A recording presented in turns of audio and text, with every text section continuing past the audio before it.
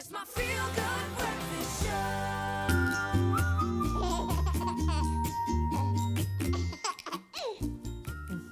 Welcome back to your Feel Good Breakfast Show. We're about to jump into our baby talk for this morning. Exactly. Now, your little one used to try any food you put into his or her mouth, but as they grow bigger, they become a little bit more picky when it comes to eating and will not try anything new. Does that sound familiar? Well, you're not alone. When you have got a fussy customer to contend with, it's so easy to feel frustrated as a parent and powerless, but there are ways to cope, and that's why we've invited dietitian Rusch Ferreira in to help with top tips on coping with a fussy eater. Good morning, Amanda. Good morning. I think a lot of parents struggle with fussy eaters, and it's so important to introduce your child from a young age to, you know, the healthy food options and an array of it.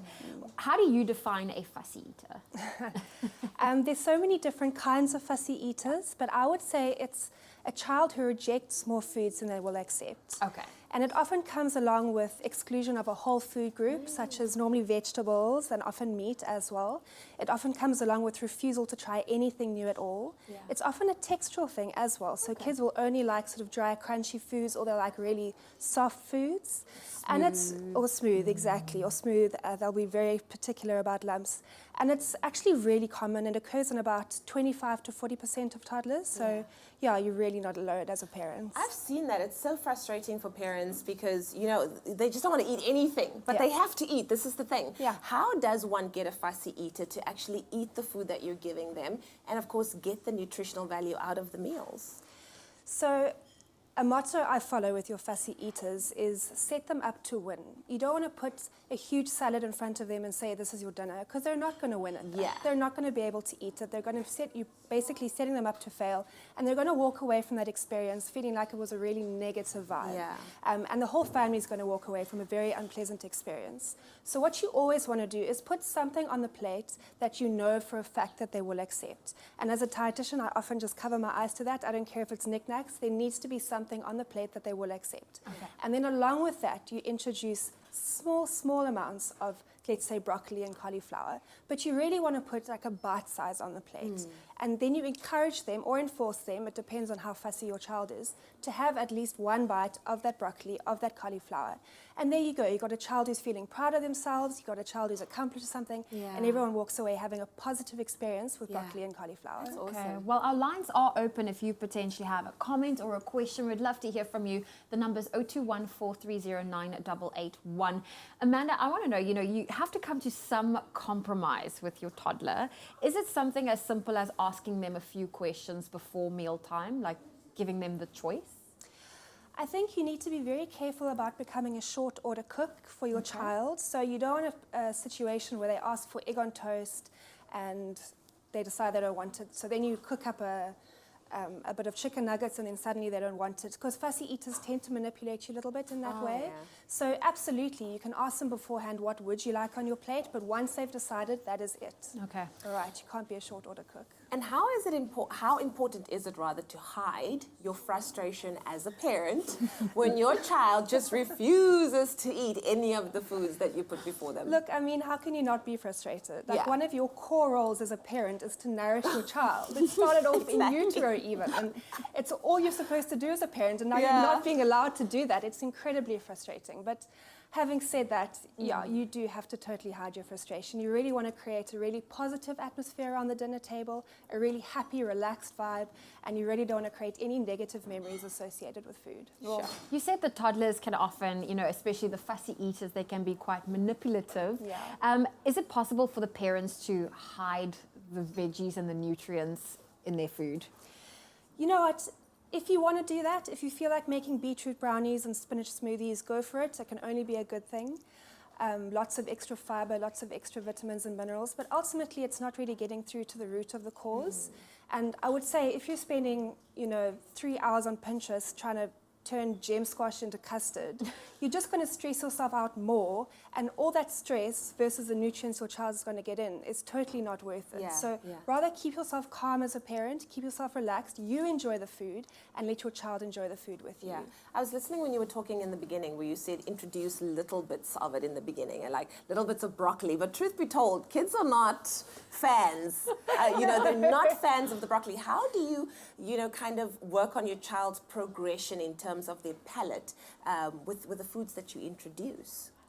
Well, it really depends on the severity of the pickiness of your child. If you have a really hectic, picky eater, and they eat what I call the big five. It's the white bread, the noodles, the fish fingers, the chicken nuggets, and the breakfast cereals. Those are what fussy feeders love to eat. They love it. They love it. I don't know what they put in there. I'd love to know. I want to patent it. If you've got a really severely fussy eater, you're going to take it really low and really slow. So if, for example, you have a child who's only eating cracker breads, you would progress that into maybe cracker breads with a bit of butter, or even a cream cracker, which is also like a crunchy cracker, but it's a little bit similar.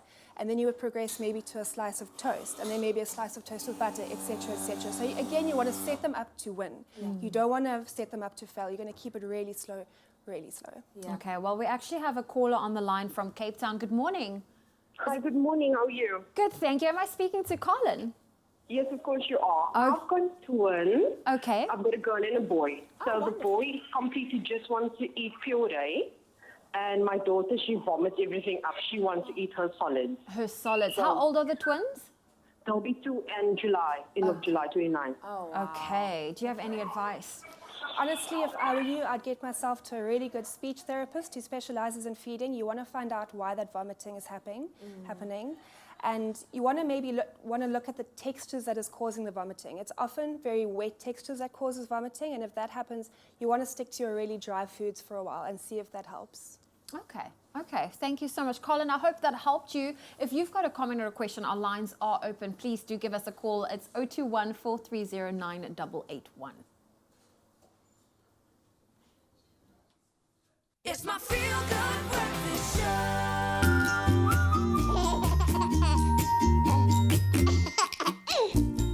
Welcome back to your Feel Good Breakfast Show. It's Expresso right here on SABC3. How cute is that little intro? It's all about moms and kids, and of course, we're talking about fussy eaters this morning. It's a real thing. It's a big problem. And we've got Amanda Ferreira here, who's a clinical dietitian, and she's going to be providing and has been providing some really incredible tips on how we can broach this issue and, of course, come out champions at the end of the day with getting good nutritional food into our kids' bodies. Amanda, how do you introduce your child to the new foods to prevent them from possibly being a fussy eater? So this stems all the way back to introduction of solids when they're between 4 and 6 months. You want to give them as much variety as possible, as quickly as possible. So there's quite an old fallacy where you have to introduce one new food every 3 days. That's completely incorrect. You have to introduce one new protein every 3 days, but you can start with your fruit and vegetables quite aggressively. And don't hold back on your herbs and spices. You know, you obviously don't want to go with chili, but you can go with things like cumin, thyme, peppermint, things like that. Make it a really varied, delicious way of eating for your little one, and that really helps them to accommodate a broad variety of tastes. Yeah. I was at a wedding once, and these two kids were sitting at the table, and they tackled their vegetables first before they tackled the chicken and the good stuff. And I was so surprised by them because usually they leave the vegetables by the side. And I said, why do you do that? And the little girl was like, my mom says, first eat the foods you don't like, and then you can have the foods you do like. And I thought that was so amazing. That's that pretty good they tactic. understand already, leave the best for last, but just get into the stuff you don't like first. Okay? Yeah, I love that. Yeah. That works really well. It's good to have, like, is it possible for a parent to instill those kind of things, that whole thing of reward and, hard work, which is the vegetables, the green stuff? So I think what's really important when it comes to fussy eaters is role modeling. Yeah. So you want to be a good eater yourself as a parent and show your learned kids. behavior, Yeah, hey? learned behavior, exactly. And show your kids how to eat, how to enjoy food. Show them that you're eating your broccoli and you're enjoying your broccoli. And this helps teach your child that actually broccoli is kind of a safe food and it's not poisonous and it's something I one day might be able to eat. Okay. Well, I've realized, probably my lack of experience in the kitchen, that I tend to be a little bit of a fussy eater. So how do I, prevent my child from not picking up my habits? Is that even possible? You'd have to sort of force yourself to branch out a little bit. Okay. Kind of treat yourself like a fussy eater. Like, just have a bite of broccoli, Don't go overboard. This is the best broccoli You ever. kind of have to. You kind of have to play act a little bit, but that's how they learn. If they see mom and dad and brother and sister enjoying some kind of vegetables, meat, whatever they're fussy about, it will get them to that stage faster, that stage of eating the food. Okay. We've actually got a caller on the line from the Eastern Cape, Tabi Sile. Good morning, welcome. What is your question or comment for Amanda, our clinical dietitian? Good morning, ladies. Hi, Amanda. My question is, my son refuses completely to eat meat or eggs or chicken livers. How can I get him to start eating meat? Okay, how old's your son, if I may ask? He's 2 years and 8 months. Almost 3 years old. Yeah, that's a typical age for fussy eating. We generally see it between 18 months and 5 years, and it generally lasts about 2 years.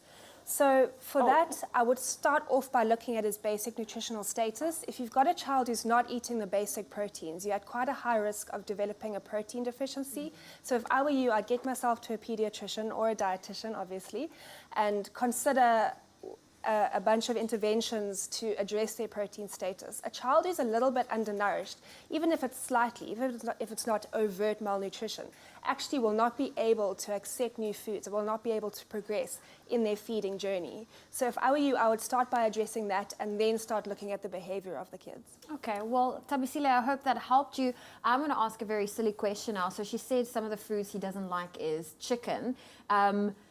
Introducing them through chicken nuggets, because I know that's a completely different, when it comes to the nutritional value of chicken nuggets. But what is it of going towards the fun foods, if I can put it that way? Well, once again, you want to chain them together. So absolutely, chicken nuggets will be accepted. So if you can get chicken nuggets accepted, then you can chain it. You can do a sequential introduction. Okay. So then you can introduce maybe a chicken nugget and then a fish finger and then maybe a piece of homemade chicken nugget, which is often quite different and often quite difficult for a child to accept. And then moving on to a piece of chicken. So it's all about that chaining of the foods. Okay. I have a friend who told me that her child has a green palate, meaning that when the baby was really young, she gave lots of green vegetables, asparagus and broccoli and all of that.